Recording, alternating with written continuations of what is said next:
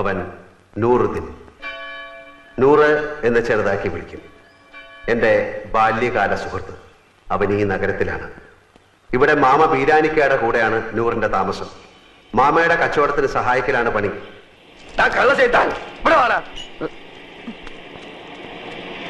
എന്താ മാമ?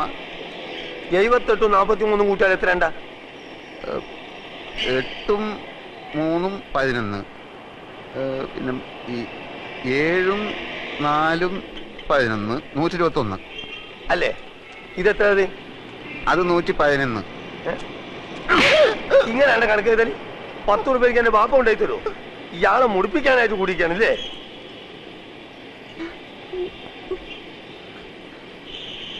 ഈ എന്താണ്ട് കുന്തം മുണിക്കമായിരിക്കണേ? അന്റെ മൂന്ന കാണാനല്ലേ എരപ്പ ഈ ആൾക്കാർ വന്നിക്കണേ? പോയി പണി കൊള്ള ലക്ഷണം കേട്ടോ.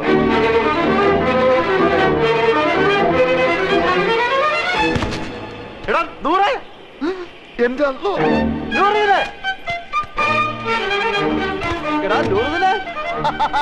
എനിക്കറിയാം നീ സ്റ്റേഷനിൽ വന്ന കാണും തിരക്കിനിടപെട്ട് വട്ടം കറങ്ങിണ്ടാവുന്ന. ഞാനും നിന്നെ പരിധി എവിടെ കാണാൻ? നിന്റെ ഈ മുടിഞ്ഞ കട കണ്ടുപിടിക്കാൻ ഞാൻ എവിടെയൊക്കെ അന്വേഷിച്ച് നീ നിങ്ങൾക്ക് കുടിക്കാൻ എന്ത് ജ്യൂസാ വേണ്ടിയത്? ഗ്രേപ്പ്, പൈനാപ്പിൾ, ഓറഞ്ച്, മാംഗോ, സാത്തുകുടി? ഇനി എനിക്ക് എന്തിനാടാ ജ്യൂസ്? നിന്നെ കണ്ടപ്പോ തന്നെ എല്ലാ ജ്യൂസും ഒരുമിച്ച് കുടിച്ച പോലെ ആയില്ലേ? എവിടെ നിന്റെ അർത്ഥ കൈക്ക് ഉപ്പ് തേക്കാത്ത മാമ? നിന്റെ കട കൊള്ളാമല്ലോ.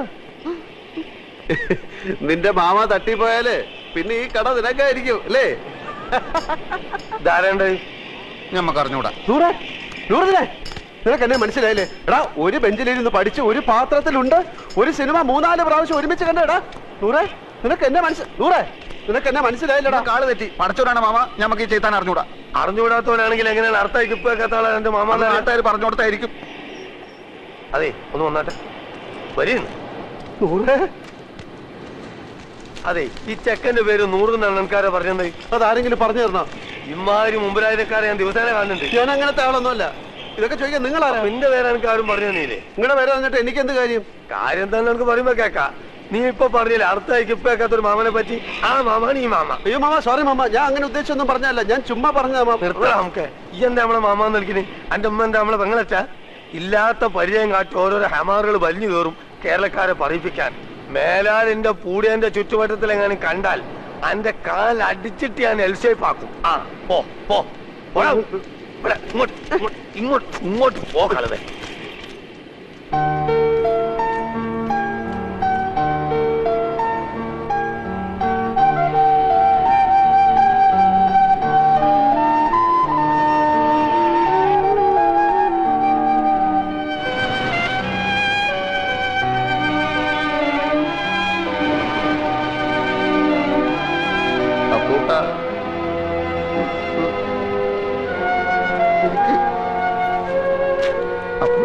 ഈ കടപ്പുറം നിന്റെ തറവാട്ട് വകയൊന്നുമല്ല.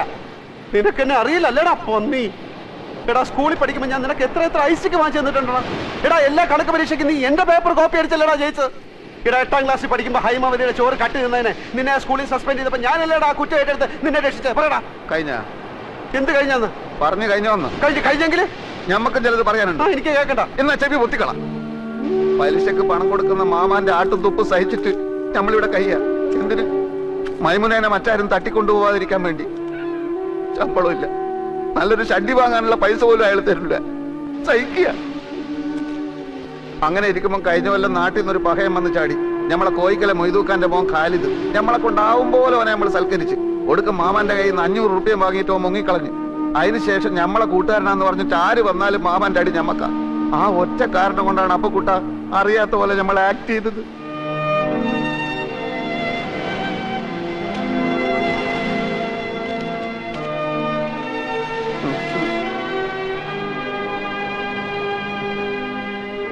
എന്നാലും ഒരെന്നാലുമില്ല. എന്റെ ഈ വിഷമം മാറണമെങ്കിൽ നീ എനിക്ക് ചില സഹായങ്ങൾ ചെയ്തു തരണം. പടച്ചോനെ, എന്ത് സഹായം? അച്ഛന്റെ കേസിന്റെ കാര്യം ഞാൻ എഴുതിയിരുന്നല്ലോ. പെൻഷൻ വരെ അവർ പിടിച്ചു വെച്ചു. ഇളയ പെങ്ങളാണെങ്കിൽ മെഡിസിൻ 3ാം വർഷമാണ്. കേസും ഫീസും ചെലവും നടത്തി ഒരു വഴിയാധാരത്തിന്റെ വക്കിലാണ് ഞാൻ. വീട് വിൽക്കാൻ നോക്കിയപ്പോൾ ഇവിടുത്തെ അളിയെ സമ്മതിക്കുന്നില്ല. നാട്ടിൽ ചെന്ന കടക്കാരെല്ലാം കൂടെ എന്നെ എടുത്തിട്ടിരിക്കും. ഈ അവസ്ഥയിൽ എനിക്ക് എന്ത് സഹായമാണ് വേണ്ടതെന്ന് നിനക്ക് ഊഹിച്ചൂടെ? ഊഹിക്കാം. ആദ്യം കിടക്കാനൊരു സ്ഥലം, അതെ, പിന്നെ ഒരു പണി. അതെ, രണ്ടും നടക്കൂല. നൂറേ. മോനെ അപ്പക്കുട്ട, നമ്മൾ തലയായിക്ക് നേടിയാന്നറിയാം നിനക്ക്? ഇത് അങ്ങോട്ട് നോക്ക്. ആ ജ്യൂസ് കടയുടെ പിന്നിലൊരു മറയുണ്ട്, അവിടെയുള്ളൊരു ബെഞ്ചിലാണ്. നല്ല വീതിയുള്ള ബെഞ്ചാണോ? ബെഞ്ചിന് വീതി ഉണ്ടോ ഇല്ലയോ എന്നുള്ളതല്ല പ്രശ്നം. പകൽ നേരത്ത് മാമ വരുമ്പോ എന്നെ അവിടെ കാണില്ല. അങ്ങനെ കിടക്കാനൊരിടം കിട്ടി. എവിടെ പോയി എന്ത് ജോലി തേടണമെന്നറിയാതെ നടന്നപ്പോഴാണ് കയ്യിൽ വന്നു വീണ ഒരു പത്രത്തുണ്ടിൽ ഒരു പുതിയ പെയിന്റ് കമ്പനിയിൽ സെയിൽസ് റെപ്രസെന്റേറ്റീവിനെ വേണമെന്നറിഞ്ഞത്. 3000 രൂപ ശമ്പളം, ടൈ കെട്ടണം, ബെൽറ്റും ഷൂവും വേണം, എല്ലാം ഓക്കെ. പക്ഷെ ജോലി വേണമെങ്കിൽ സ്വന്തമായി ഒരു മോട്ടോർ സൈക്കിൾ ഉണ്ടാവണം. ഒന്ന് തൽക്കാലം വാടകയ്ക്കെടുത്ത് ജോലി സംഘടിപ്പിച്ചു. പക്ഷേ അതുകൊണ്ടായില്ല. നൂറിനോട് കാര്യം അവതരിപ്പിച്ചു. നിങ്ങൾ നിങ്ങളുടെ ഇഷ്ടം പോലെ ചെയ്. ബാപ്പ എങ്ങാനും അറിയാലോ? അറിയാ എന്റെ കരളെ. പറയാ ചതിക്കല്ലേ, സ്നേഹമുള്ളവളാ മൈമുന. എടാ നൂറെ, 5000 രൂപ കൊടുത്താൽ മാർവാടി ബൈക്ക് തരും. 2000 എന്റെ കയ്യിലുണ്ട്. ഇത് വെച്ച് 3000. ബൈക്കും ജോലിയും കയ്യിൽ. 600 രൂപ അടവുള്ളൂ. എല്ലാം ശരിയാവും. നീ വാ. ഇടക്കാല ആശ്വാസം പോലെ ഒരു മുറിയും പണിയുമായി. ജീവിതം കൂടുതൽ വഷളാവുകയാണ്. ആഹാരവും വാടകയും പെട്രോളും കഴിയുമ്പോൾ ശമ്പളം തീരുന്നു. 3 മാസമായി ബൈക്കിന്റെ കുടിശ്ശിക അടച്ചിട്ടില്ല. ബൈക്ക് വാങ്ങാൻ കാശ് എന്ന മാർവാടിയുടെ ഗുണ്ടകൾ അത് പിടിച്ചു വാങ്ങാൻ തപ്പി നടക്കു തുടങ്ങി. അതിലും കഷ്ടമാണ് നൂറിന്റെ മുഖത്ത് നോക്കാൻ. മൈമുനയുടെ 3000ന്റെ പലിശ കയറി വരുന്നു. പെയിന്റ് വിറ്റ് കിട്ടുന്ന കമ്മീഷൻ കൊണ്ട് ജീവിതം മുന്നോട്ടു പോകുന്ന ലക്ഷണമില്ല. നാട്ടിലെ കാര്യം അതിലും കഷ്ടമാണ്. അങ്ങനെ ഇരിക്കെയാണ് കമ്പനിയുടെ സൂപ്പർവൈസർ ബാലൻ ഒരു പെയിന്റ് കട തുടങ്ങുന്ന കാര്യം പറഞ്ഞത്. എംപ്ലോയീസിന് കമ്പനി 90 ദിവസത്തെ സ്റ്റോക്ക് കടം തരും. കച്ചവടം കഴിഞ്ഞ് കാശ് കൊടുത്താൽ മതി. കട തുടങ്ങാനുള്ള കാശ് ബാങ്കിൽ നിന്ന് ലോൺ തരും. ചെറിയ തോതിൽ തുടങ്ങിയാൽ ഞാൻ ഇപ്പൊ എല്ലാ ചെലവും പോയിട്ട് മാസം 20,000 രൂപ എന്റെ പോക്കറ്റിൽ കിടക്കും. ഞാൻ ബാങ്കിൽ പോയി അപേക്ഷിച്ചു. 2 വർഷത്തേക്കെങ്കിലും സ്വന്തമായോ വാടകയ്ക്കോ ഒരു കട കയ്യിലുള്ളതായി കാണിച്ചാൽ ലോൺ തരാം എന്ന് സർദാർജി മാനേജർ പറഞ്ഞു.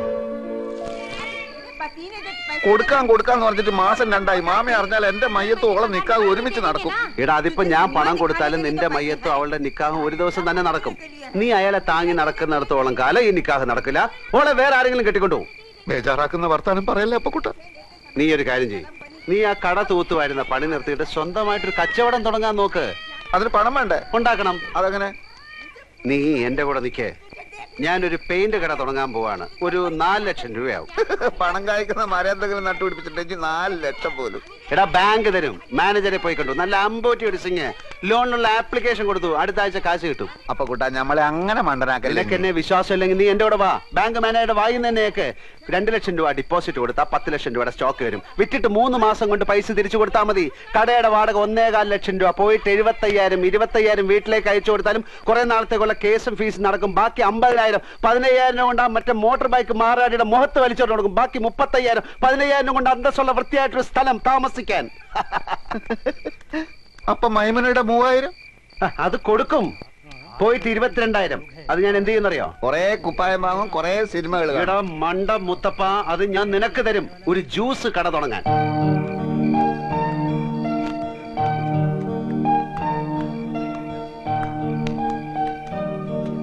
പക്ഷേ ഇതൊക്കെ നടക്കണമെങ്കിൽ ചെറിയൊരു പ്രശ്നമുണ്ട്. എന്ത്? 2 വർഷത്തെ കടവാടക മുൻകൂർ കൊടുത്താലേ ഈ ഓണർ വാടക ചീട്ട് എഴുതി തരൂ. അത് കാണിച്ചാലേ ലോൺ കിട്ടൂ. തിങ്കളാഴ്ച ലോൺ കിട്ടും. 5 ദിവസത്തേക്ക് ഒരു 1.25 ലക്ഷം രൂപ ലോൺ കിട്ടി. അപ്പൊ തന്നെ തിരിച്ചു കൊടുത്തേക്കാം. നിനക്കാരാ എത്ര ഉറുപ്പ്യ കടം തരിക? നീ വിചാരിച്ചാൽ അത് നടക്കും. നീ വിചാരിച്ചാൽ അത് നടക്കും. അതെങ്ങനെ? നിന്റെ മാമ എടുത്ത് ചോദിച്ചാൽ. നടന്നു തന്നെ. ആളും തരവും മുതൽ നോക്കിയിട്ടാ മാമ കാശ് കൊടുക്കുക. നിനക്കാന്ന് പറഞ്ഞാൽ 10 ന്യായ പൈസ വരില്ല. എന്ത് കണ്ടിട്ടാ? എടേ, എനിക്ക് വേണ്ട. എന്റെ അളിയൻ രവീന്ദ്രൻ നായരല്ലേ, അയാൾക്ക് കൊടുത്താൽ മതി. അതെങ്ങനെ? ഞാൻ കാര്യങ്ങൾ വിശദമായിട്ട് പറയാം. നീ എന്റെ കൂടെ നിന്നാ മതി. ഇതൊന്നും എനിക്ക് വേണ്ടിയിട്ട് മാത്രമല്ല കേട്ടോ. മൈമുനയുടെ നിക്കാതെ നിന്റെ മയ്യത്ത് ഒരുമിച്ച് അടക്കാതിരിക്കാൻ കൂടി വേണ്ടിയിട്ടോ ഞാൻ ഇതൊക്കെ പറയുന്നത്. ഇതൊക്കെ എങ്ങനെ നടക്കും ആദ്യം പറ.